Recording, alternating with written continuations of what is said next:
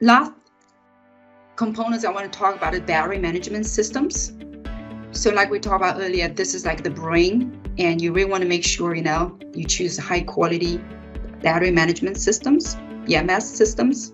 So oftentimes if the BMS is not built robust enough, within a year or two, you will see a very high failure ratio. So we choose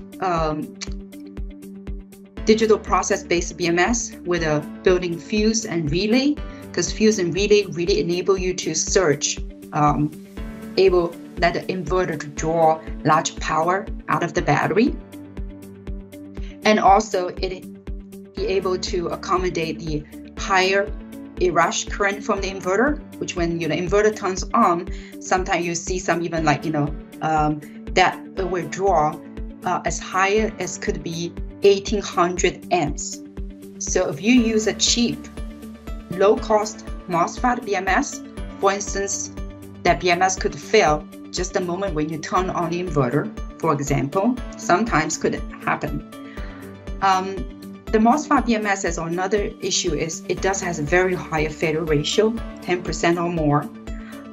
It has very low input-output power. Like I said, if the inverter draws large power, and if the system is not correctly configured, the BMS will be burned, and then you will need to replace BMS. Or sometimes the other concerning point with a MOSFET BMS that we've see is that the MOSFET can be hit through. So when the MOSFET being hit through, you actually create a short circuit, which means the inverter can still continues to charge the battery cell without BMS protection. And then if you let that happen for days and weeks or months, that battery cell can get very, very hot.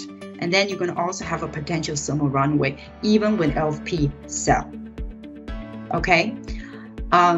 But if you have a relay or fuse, that's different. Relay fuse will open if the inverter, like I said, put a lot of charging current in a battery.